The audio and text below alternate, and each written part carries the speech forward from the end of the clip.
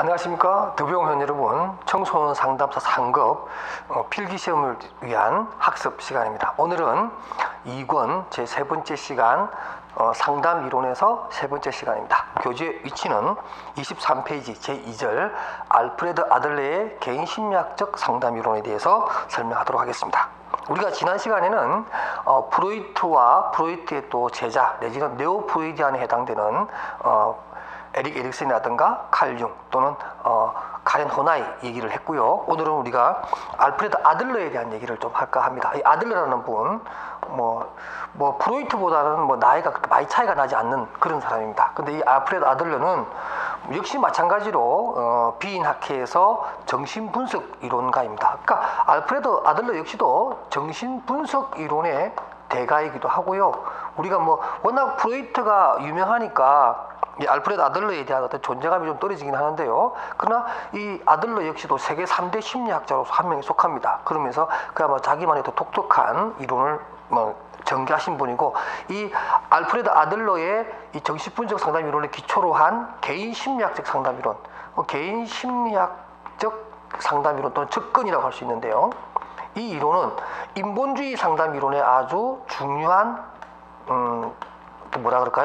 기초 영향을 줬다, 이렇게 얘기할 수 있습니다. 그래서 이 인본주의에 영향을 주는 것이고, 이 알프레드 아들러가 말하는 개인주의 심리학에서 개인이라고 하는 이 말, 이것은 이게 일반적으로 말하는 우리가 인디비듀얼 얘기죠. 그러니까 개인이라고 하는 것은 뭐냐면은 바로 어떤 프로이트는 인간을 어떤 동일한 선상에서 그야말로 생물학적 존재 또는 어떤 무의식의 욕구에 포로가 되어 있는 그러한 개별적 인간을 인정하지 않습니다. 그러나 이 아들러는 바로 이 개인이라고 하는 이 의미가 뭐냐면은 바로 내담자 각각이 개인이 가지고 있는 어떤 현상학적인 개개인이 겪었던 어떤 경험에 대한 부분을 개인적인 특수성을 이해해준다라는 거죠. 그러니까 상담에 있어서 개인적인 요소를 충분히 고려하면서 상담에 접근해야 된다, 이런 의미로 개인 심리학적 접근, 이렇게 설명을 합니다. 그러니까 상당히 인간에 대한 좀 더 따뜻한 시선을 가지고 있다, 이렇게 볼 수가 있습니다.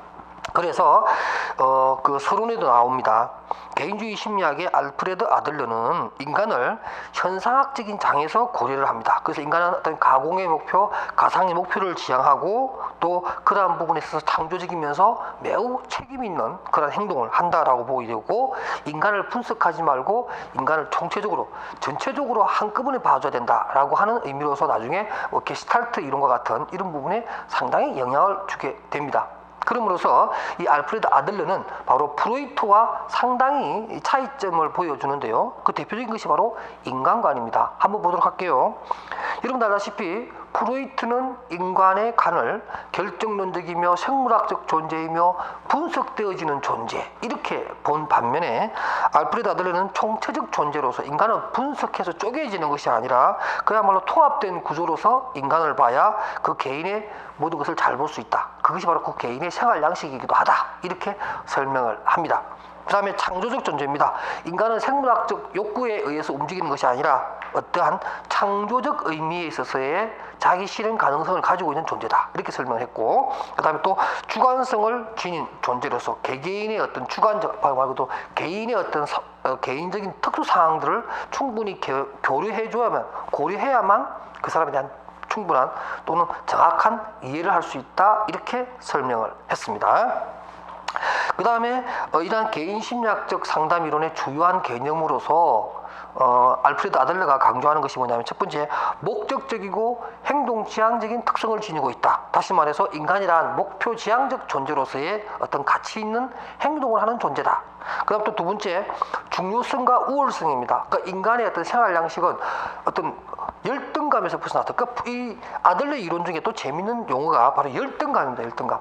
이 열등감이라는 게 뭐냐면, 인간의 모든 문제 행동의 원인이 되는 게 열등이라는 거죠. 이 열등감이 열등성에서 벗어나서 어떤 인간의 우월성을 찾아주는 것이 상담의 목표다, 이렇게 얘기를 합니다. 그 다음 이제 생활 양식으로서 4가지 생활 양식이 있는데, 이것도 시험에 잘 나오니까 여러분들 꼭 기억하시기 바랍니다. 이 4가지 생활 양식은 그냥 임의로 결정되는 것이 아니고, 바로 여러분들 그 24페이지 보게 되면 생활 양식에 대해서 이런 얘기를 합니다. 그 양가로 3번에 보면 생활 양식이 가지고 스타일 오브 라이프가 되어 있고요. 이 중에서 보면 여러분들 그 6번째 줄에 보면 이런 얘기죠. 아들러는 생활 양식을 바로 사회적 관심과 그 다음에 뭐예요? 활동 수준. 그렇죠. 이 활동 수준이라고 하는 두 가지 기준을 가지고 네 개의 생활 양식을 설명을 합니다. 예를 들면 지배형 같은 경우에는 뭐예요? 사회적 관심은 거의 없으면서 활동 수준은 굉장히 높아서 자기 욕구를 막 무조건 채우려고 하는, 그래서 다른 사람들의 어떤 이익이나 이타적 관심이 별로 없어요. 오로지 자기 욕구만 충족을 하려고 하는 그런 생활 스타일. 그래서 우리가 지배형이라고 한다. 그다음 두 번째 획득형입니다. 이 사람들은 주로 지배형에 붙어서 기생적 삶을 살아가는 생활 양식. 그 다음에 회피형이 있습니다. 이 회피형은 이 두 가지가 다 없다는 거죠. 사회적 관심도 별로 없고, 그러니까 이타적 관심입니다. 타인을 대한 어떤 그런 이타적 관심도 별로 없고, 또 활동 수준도 전반적으로 떨어져요. 그래서 회피형입니다. 막 이렇게 아웃사이더가 되려고 하는 그러한 생활 스타일. 마지막으로 사회형입니다. 가장 바람직하죠. 사회적 관심도도 높고, 타인에 대한 이타적 행동도 하고, 또 그러한 활동도 왕성하게 하고, 그래서 이 두 가지가 다 높은 유형을 사회형이라고 합니다. 그래서 이 아들러의 상담의 목표는 우월성을 되찾게 해주고 개인적 접근을 하면 뿐만 아니라 사회형 인간이 또는 사회형 생활 양식을 갖출 수 있도록 도와주는 것이 상담의 목표다. 이렇게 얘기할 수가 있겠죠. 그 다음에 25페이지 보면 흑우적 결말주의. 뭐 이게 사실은 이게 원어 보면은 뭐 픽셔널이라고 되어 있어서 뭐 픽션 자체가 우리가 보통 흑우 이렇게 얘기하죠. 그래서 이게 그대로 해석하면 뭐 무리는 없습니다만 이게 흑우라는 말 자체가 조금은 가짜, 조금 부정적인 의미가 막 강하죠. 그래서 저는 개인적으로는 가상적 목표주의 이런 말을 씁니다. 가상적으로 우리가 살아가면서 삶의 어떤 목표라든가 삶의 목적이라고 하는 것이 굉장히 중요하다. 그것이 그 사람의 어떤 성격을 규정하는 데도 중요할 뿐만 아니라 그 사람의 생활 양식을 정하는 데도 매우 중요한 것이니까 우리가 어떤 목표를 가지고 살아가는 것이 굉장히 중요하다. 이렇게 설명을 하고, 그다음 사회적 관심이라든가 또 생활 과제에 관해서 얘기하는데요. 특히 생활 과제는 바로 5가지입니다. 그러니까 이 알프레드 아들러는 물론 3가지 얘기했습니다. 그 나중에 제자들이 또 2개를 더 플러스했지만 일반적으로 알프레드 아들러의 개인 심리학적 상담 이론의 생활 과제는 5가지를 얘기합니다. 일단 일, 그 다음에 관계, 친구라든가 가족과의 관계, 그 다음에 3번째가 성, 그 다음에 4번째가 바로 자기 감정, 자기 자신의 감정에 충실한, 그래서 감정에 충실하게 하는 것이 중요하고, 마지막으로 어떤 삶의 목표 같은 거 있죠. 생의 의미, 목적 이런 것들을 갖는 것이 중요하다. 이것이 5것이 다 완성됐을 때 그야말로 완전한 인간으로서의 어떤 삶을 얘기할 수 있다 이런 얘기죠. 그래서 이 5가지 생활 과제도 꼭 알아두시기 바랍니다. 그 다음에 상담의 목표입니다. 이 알프레드 아들러를 대표로 하는 개인주의 상담 이론의 또 대표적인 또 학자 하는 사람이 모삭이라고 하는 분이 등장합니다. 26페이지 보세요.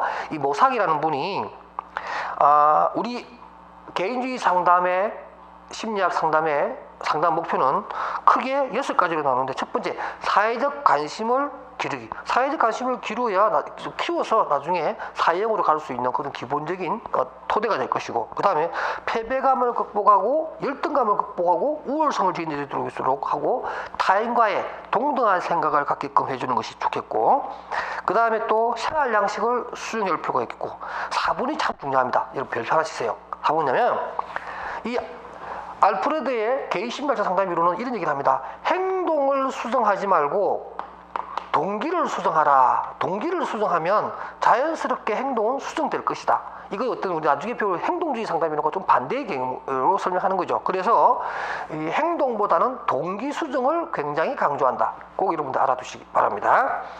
그 다음에 그래서 잘못된 동기를 바꾸는 것이 행동을 바꾸는 첩경이다. 그 다음에 또 다른 사람과 동등한 감정을 갖도록 하고, 그러니까 열등감이 빠지지 않도록 하고, 사회 구성원으로서 기여할 수 있도록, 그렇죠? 사회적 관심을 가질 수 있도록 도와주는, 이게 바로 상담의 목표다. 이렇게 얘기를 합니다. 그다음에 상담의 절차와 과정이 있는데요. 이것은 여러분들 크게 어려울 것 없이 그냥 상담 절차가 첫 번째 일국면 관계 형성, 내담자와 상담자의 관계를 형성하고, 두 번째 개인의 어떤 문제를 역동 탐색 또는 개인의 호소 문제를 역동적으로 탐색에 들어가는, 이렇게 역동적이라고 하는 얘기는 결국에 뭐냐면 아들러 역시 정신분석 또는 정신역동적 상담 이론에서 출발했던 이론이기 때문에 이러한 역동적 분석 태도는 그대로 가지고 간다, 이런 얘기입니다. 뭐 아들러도 꿈의 분석 다 해요. 아들러도 초기에 결정론적 부분이 있는지 없는지도 살펴봅니다. 뿌리는 바로 정신분석 이론의 뿌리를 두고 있기 때문에 그런 태도를 보인다, 이런 얘기입니다. 그 다음에 이제 통찰을 격려하고, 그 다음 재교육을 통해서 도움을 주는 이러한 내용입니다. 결국엔 또 재교육이라고 하는 말 자체도 굉장히 프로이트적인 용어죠. 프로이트 역시 교육이 필요하다, 이렇게 얘기한 것처럼 역시 알프레드 아들러도 정신분석 이론의 뿌리를 가지고 있기 때문에 기본적인 그러한 단계를 가지고 있다. 그 다음에 상담 기법입니다. 물론 뭐 이렇게 정신분석 이론에서는 자유연상이니 꿈의 분석이니 또는 뭐 훈습이니 저항이니 해석이니 또 전이니 뭐 이런 것들 합니다만, 기본적으로 알프레드 아들러의 개인 심리학적 상담이라도 또 그런 걸 합니다. 그 외에도 이제 적시성이라든가 격려해주고, 특히 역설적 의도 기법을 사용하게 됩니다. 이게 보면은 역설적 의도 기법이라고 하는 것은 제가 줄을 끊었는데 27페이지, 강박증이나 어떤 공포증, 우리 포비아라 그러죠.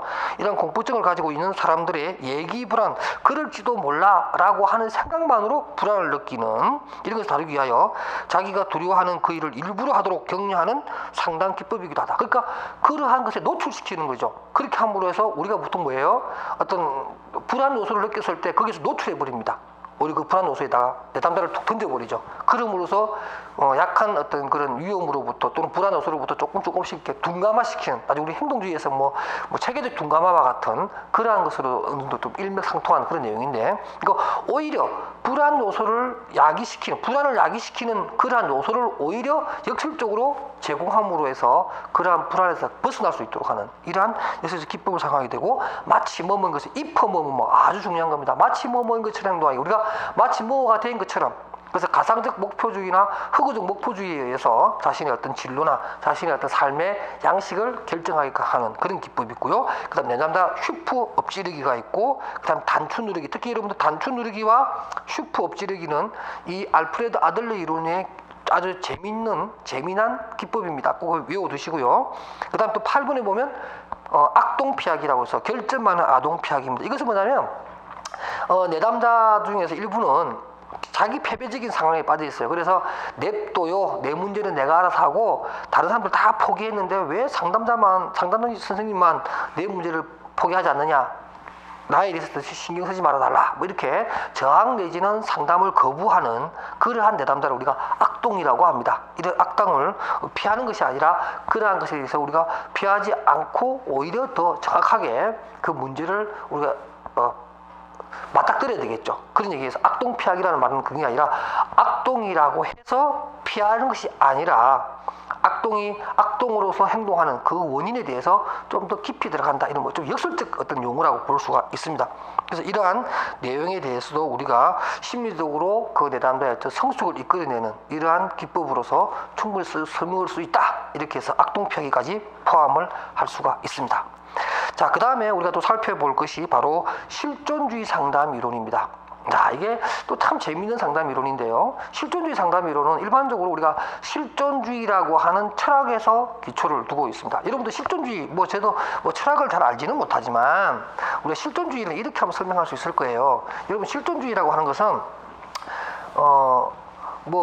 니체와 같은 그 대표적인 실존주의 철학자도 있고, 또 사르트르와 같은 책임과 자유를 얘기하는 사람도 있고, 실존주의와 관련된 학자들이 굉장히 많은데, 이 실존주의 이론은 말이죠, 기본적으로 좀 더 쉽게 설명하면 신의 존재를 어떻게 보느냐 하는 거예요. 다시 말해서 이 신이라고 하는 것은 어떤 신앙의 문제가 아니고 인간의 문제입니다. 인간의 문제를 누가 풀 거냐? 인간에게 닥친 어떤 많은 문제들 중에서 과거에는 신이라는 존재가 있어서 기도하거나 어떤 성직자의 어떤 도움으로 인해서 회개 이런 걸 통해서 인간의 문제가 많이 풀렸어요. 근데 실존주의는 신이 죽었다라고 보는 거죠. 신의 존재를 일단 빼놔놓고 신이 도와주지 않는 상태에서 인간의 문제는 어떻게 할 거냐라는 거죠. 또 인간의 의미가 뭐냐? 인간이 살고 있는 삶의 의미가 뭐냐? 그리고 기독교적으로나 일반적으로 종교적인 측면에서 보면 인간이 왜 태어나느냐?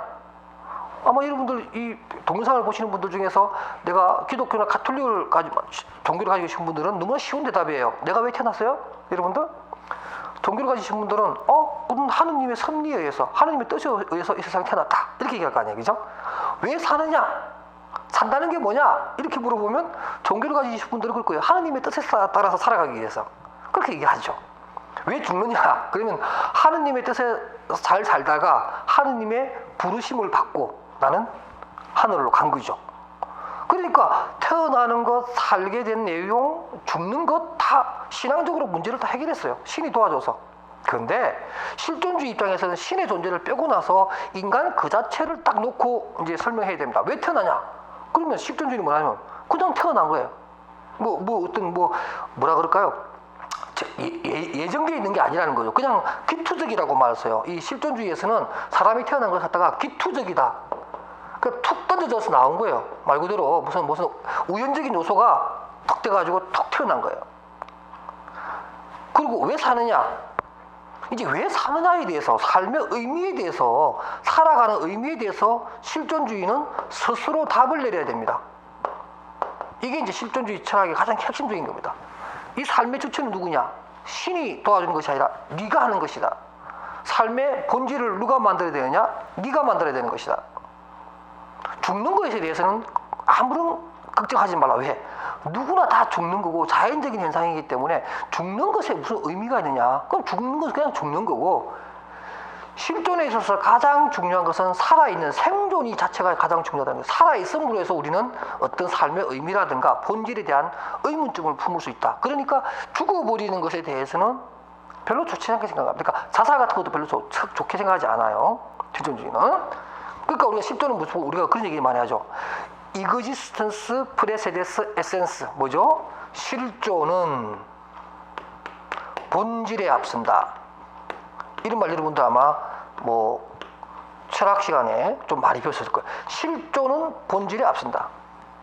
그러니까 우리가 일반적으로 나는 생각한다, 고로 존재한다. I think, therefore I am 이렇게 얘기하지만 실존주의는 그게 아니고 I am, therefore I do, I like, I thinking 이렇게 얘기합니다. 그 뭐냐면 내가 있음으로 해서 일단 살아 있어야 본질에 관한 얘기를 할 거 아니냐.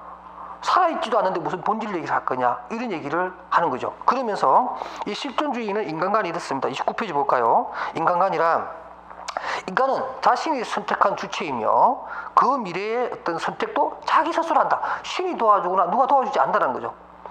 그것이 각성하는 게 중요하고, 또 그러한 자유에 의해서 자기의 실체, 자기의 어떤 본질을 만들어가는 것에 대한 과정에서 일어나는 모든 책임은 누가 진다? 그것도 네가 지는 것이다. 이렇게 얘기하면서 인간은 실존하고 난 다음에 스스로 자유로워진 상황 속에서 자신의 삶의 의미를 스스로 찾아 나가는 것이 중요하다. 이렇게 설명을 함으로 해서 인간의 자아 실현 능력이라든가 인간의 어떤 탁월성에 대해서, 특히 여러분 탁월성이죠. 탁월성. 자, 이게 실존주의는 이 탁월성을 굉장히 강조합니다. 인간의 탁월성. 우리가 요즘 인문학 이렇게 얘기를 하는데, 이 인문학이라고 하는 의미가 뭐냐면, 인문학이라고 하는 게 인본주의에 관련된 그런 건데, 이 인문학의 가장 큰 본질, 인문학이 찾고자 하는 진리는 뭐냐면 바로 인간의 탁월성이 뭔가 하는 것들이에요. 인간의 탁월성이 뭔가. 인간이 다른 생물체가 다르고 또 신과의 관계에 있어서 인간은 과연 어떤 가치 있는 존재로서의 인간을 가지고 있는가 하는 것들에 대해서 인간의 탁월성입니다. 인간의 무슨 예술성, 지적인 것. 그러니까 인문학에 보면 인간의 무슨 문학, 철학, 예술 이런 것들이 다 인문학에 속하는 거죠. 인간의 탁월성을 찾고자 하는 학문적인 접근을 우리가 얘기하는 거니까. 그러면서 이 실존주의의 접근법에 있어서는 인간에 대한 기본적인 능력이 있어요. 그래서 자기 인식 능력이 필요합니다. 나는 누구인가? 나는 왜 사는가? 내 삶에 있어서 의미 있는 게 뭔가, 이런 것들을 스스로 막 인식해야 되고, 자유와 책임도 얘기하고요. 그 다음에 자기의 정체감의 발견과 다른 사람과의 관계에 있어서 의미 있는 관계를 형성하는 문제, 그 다음에 목표, 의미 이런 것을 추구하는 그런 내용, 그 다음에 삶의 조건에 있어서 불안이란 뭔가, 어떤 것이 우리 삶의 불안적 요소인가, 또 죽음과 무의식에 관한 해답을 가지고 있어야 됩니다. 그러니까 그러한 내용에 대해서 우리가 해답을 내려줘야 된다는 거죠. 그게 인간의 6가지 영역입니다. 그래서 실존주의의 기본적인 신조는 그게 첫 번째, 두 번째 쭉 나와 있는데 한번 읽어보시고요. 그런 겁니다. 실존주의는 말 그대로 우리가 선택한 자유 속에서 우리 스스로 우리 삶의 의미를 만들어 나가는, 본질을 만들어 나가는 책임이 있다. 이렇게 얘기합니다. 대표적인 학자가 이제 그 블란스 실존주의 학자인 사르트르가 이런 얘기를 많이 했죠. 그래서 실존주의 이론의 가정 이론, 이거 참고로 꼭 읽어봐 주시고요. 실존주의 상담 이론은 결국에는 뭐냐면 그런 내용입니다. 여러분들 30페이지 보시게 되면 실존주의 상담 이론에서 가장 중요한 것은 바로 자기 스스로 자기의 행동의 가치를 검토하고 판단하고 행동 변화를 위한 계획도 세우고 이런 것들입니다. 그러니까 인간의 어떤 탁월성을 이용해서 자신의 문제를 스스로 풀어나갈 수 있도록 하고 자기 삶에 대한 어떤 그 목표, 삶의 어떤 의미 이런 것들을 스스로 알기를 바랍니다. 그래서 그 유명한 게 그 30페이지 여러분들 보십시오. 그 가운데 보면 빅터 프랑크라고 하는 사람이 있습니다. 여러분들 아마 들어보셨을 거예요. 뭐 죽음의 수용소로 불호 수용소에서 해가지고 이 빅터 프랑크라는 분이 유태인입니다. 유태인 정신과 의사였는데 자기 아버지와 뭐 남동생과 같이 이렇게 아우슈비츠에 끌려가서 그야말로 가스실에서 죽습니다. 그런데 기적적으로 이 빅터 프랑크는 이제 살아나서 나중에 미국으로 망명을 해서 세계적인 학자가 되는데 그 유명한 로고 테라피라고 하는 내용의 실존주의 상담 이론을 창시합니다. 로고 테라피 꼭 기억하십시오. 이렇게 로고라고 하는 말은 일반적으로 그 의미라고 하는 뜻입니다. 의미, 삶의 의미. 로고 테라피라고 하는 이 삶의 의미가 상담의 목표가 되어야 된다. 이렇게 설명을 하면서 거기 나오는 will to meaning 의미에서의 의지라든가 또는 will to meaning 외에도 meaning of life 삶의 의미가 뭔가 이런 것을 얘기하면서 그 빅터 프랑크는 그야말로 그 빅터 프랑크의 성격 이론 두 번째 줄에 보면 가운데 치료 기법인 로고 테라피를 개발하였다 이런 말이 나오죠. 줄 쫙 끄시고요.